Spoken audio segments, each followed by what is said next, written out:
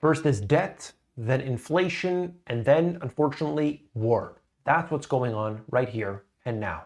My name is David Quintieri, and I have been looking into this information, trying to understand the patterns that we've had in the past. I have studied all of this since the great inflation of Athens many, many years ago, and why we have the same problems occurring over and over again is not new. We can see that these patterns have very strong similarities. We see debt, inflation, and war. And right now we are at the edge. We are at the precipice of this very dangerous policy. They are now talking about bringing us into a war economy. And that would be a very big change. I'm going to talk about all of that today. And of course, what you can actually do. Some big changes that need to happen in your life, in the actions that you take, all of that here today. You came here for the truth, so let me unveil that for you. First things first, my favorite, Janet Yellen, hopeful of a solution to more difficult debt ceiling showdown. So you have this G7 meeting. All these leaders are here to decide what's going to happen over the next little while. For those who are not aware, at the G7, 8, and 20, they don't necessarily, dictate policy there. But when they come back, we do find that new things are put in place. For instance, in 2014, I believe November 2014 in Brisbane, Australia, they decided that the bail-in regime, bail-ins, would be put into place in all of these countries. It wasn't, some wild accusation or some suggestion. This happened. Brisbane happened. They came back. Bail-in regimes all over the place. So we get the policy basically agreed upon at these levels, at the supranational level, and then they come back and within a week, a month, a year, they are put into law. They are put in through our systems. And so we got to deal with that. So it is important to follow what happens at the G7 because we know we're going to be hearing about it and our politicians are going to be talking about this stuff. So let's go. Let me show you here. You could see Yellen says that the showdown is rather difficult and saying that they're going to hopefully resolve the situation. The same thing in line with that is what's happening with the bank crisis. UK's Hunt plans fast access to deposits in cases of bank failure. He wants a nimble regulatory structure. The quote is, we want to make sure that people have access to the deposits as quickly as possible. You need to make sure that the legal and regulatory structures are nimble enough in that emergency situations. We're going to be doing a big review. And they want to be able to backstop any losses and they want to do all this and they don't want to be reactionary like they were with SVB. We don't know what to do. What are we going to do? Same with Credit Suisse, all these different companies out there, they're failing one by one. There should be something in place. I do agree with that, but it tells us how actually fragile this system is. So we've got debt crisis, we've got debt ceiling problem, and of course the bank crisis, all interconnected with that. It really is an interconnected situation. And then here's another step. Finance leaders of the Group of Seven warned on Saturday of mounting economic uncertainty in a subdued end to a 3-day meeting, talking about US debt stalemate, talking about the fallout from Russia's invasion of Ukraine. A lot of this is happening right here and now.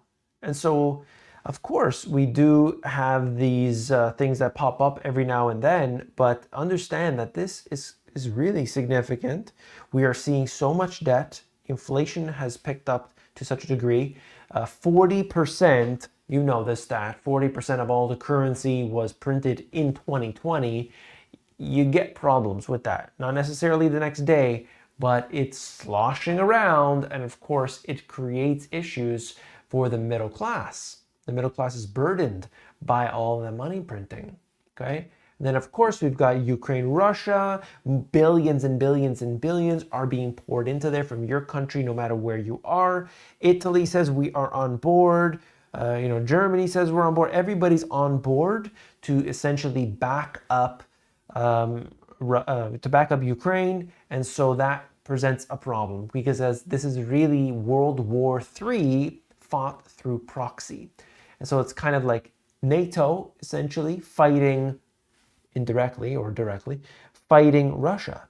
So that is really kind of World War III in a sense because China is somewhat backing Russia in some cases. They haven't been so vocal about that, and obviously they've said, well, we do not necessarily condone what they're doing, but we're partners, we're buddies. Let's cool down a little bit. We have this, of course. Europe's $300 billion collateralized loan obligation market is grinding to a halt amid a sharp drop in mergers and acquisitions. Higher interest rates, borrowing down the credit is tightening at this time. And of course, this has a dramatic effect. And then what occurs? Just like with what's going on with retail in the United States, as well as office, there are these commercial mortgage-backed securities, debt that's on these properties that tumbles down, that has a big problem as soon as interest rates start to rise. Very big. And we have this. Brazil's debt is the source of high rates, according to the central bank chief, constantly back and forth blaming each other. This is typical for any country to do.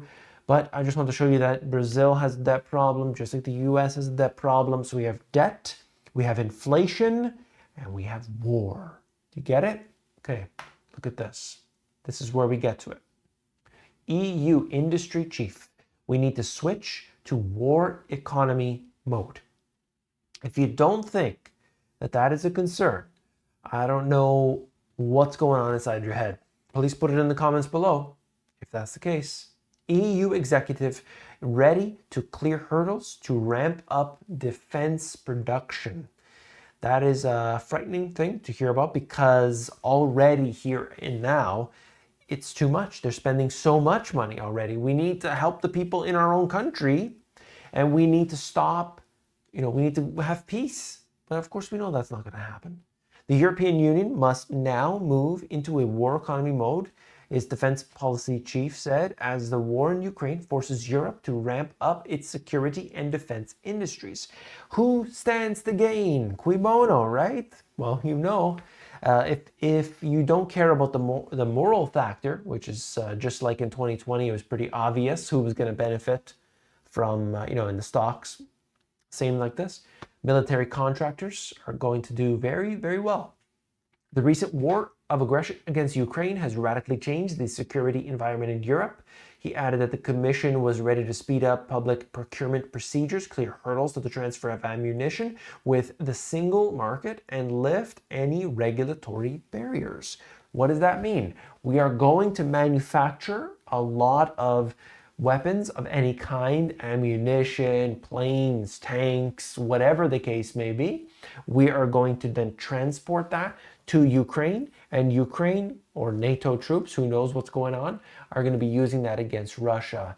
And as a result, we are going to make sure that there's nothing stopping that entire process from happening. And that means the Congress, the Parliament, they are going to allow more spending in this way. And of course, as it moves through those different countries, it will be safely transported to where it needs to be. Nobody's going to say anything. Nobody's going to stop it from happening.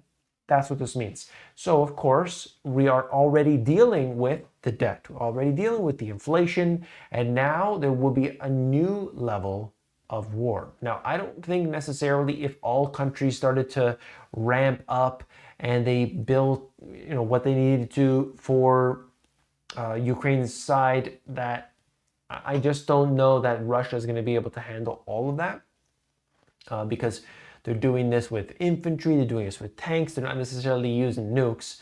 But I think the big question is, what's China going to do? That's the big one. So what can you do? What can you do? Well, number one, what we are experiencing right here is an economic slowdown. We're seeing the layoffs, we're seeing a lot. So I just wanted to just show you here with the inflation. This is just one inflation. This is talking about San Francisco area, California, prices going higher in real estate, okay? These are just some layoffs, hundreds in tech, You're seeing Microsoft laying off, Oshner, this healthcare. You're looking at Marysville School District. Even teachers are getting laid off. But what can you do? Flag theory. Now, those who are going to join my mentorship, they are going to understand this and learn how to utilize this very well. This is flag theory, FLAG theory. Citizenship and residency, residency taxation, offshore company, offshore banking, digital assets, digital security, and physical assets. These are the different components, and depends on who you look at. I believe the creator was Schultz, who was the initial sort of creator of the whole flag theory. But this has been talked about or whatever. The whole point here is that everything is separate. Everything that you have is separate. You've got a bank in one place, you've got your citizenship in another place, you've got residency here, you've got tax residency there, you've got an offshore company, so nothing is basically talking to the other thing.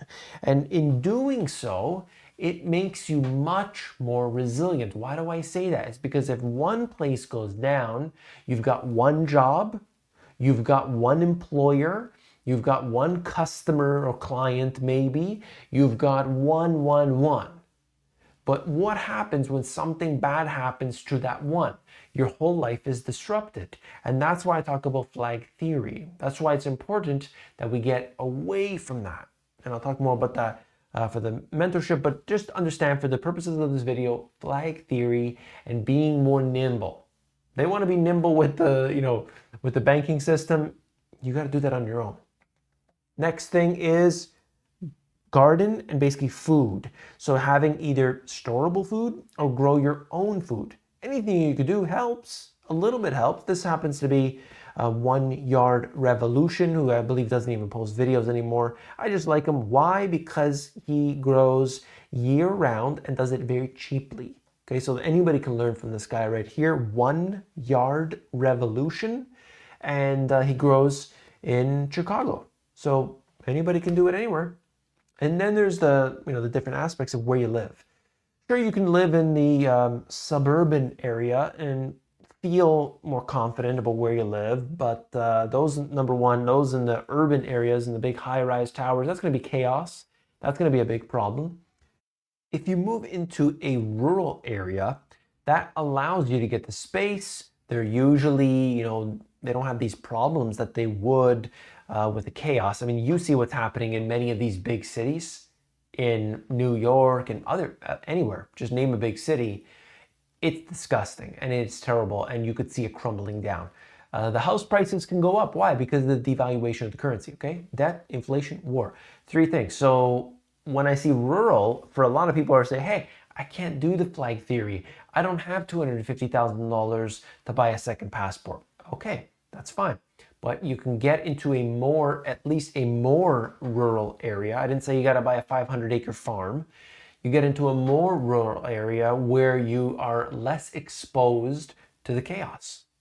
That is your option. And on there, you could have your own facilities. I know people who they've got the chickens and they've got the, different livestock. They've got growing their crops and everything. And they're not necessarily farmers, but they've got a few and they make it happen. They make it work.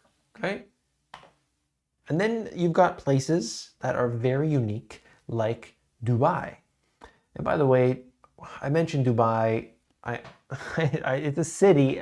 I've seen the comments before. I realize it's a city, but when I reference United Arab Emirates, I'm really just talking about Dubai. Okay, because nobody's going to Sharjah. Okay, you're not going there. So I just say Dubai. Anyway, Dubai is one place where there is no tolerance for that chaos. If somebody steals something, they probably only do it one time, and then they're going to have a problem doing it again at a later time. Okay, so yes, they have restrictions in some ways, right? There's autocratic rule and things, but there's a reason why the streets are super clean, and there's a reason why there's basically no crime. It's because there is no tolerance for that. And that's what we're seeing in a lot of these big cities, is that they're tolerating the crime. So of course the crime goes up and the crime will continue to get worse. So what do you value? That's the decision you got to make for yourself. I'm not telling you to move to Dubai, but this is one place that has seen incredible growth, lots of money flowing in, still maintaining extremely safe environment, and the economy overall has done very well. Very well. So that's a winner in these circumstances here. So maybe for some people, they'll say, I can move there. I can get zero taxes, pay no taxes, work online. I can live in this place. Or I can choose flag theory. I want to be all over the place. Or I can move to a rural setting. All these things depend on you, the individual. So that's what you got to realize. For this today, it was all about these three things: debt, inflation, war. And when war happens, where do you want to be?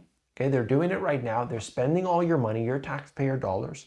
And so we got to really decide, is where I live today most conducive to what I want to achieve? That's up to you. And you let me know in the comments below what you think. I'll see you then. Take care.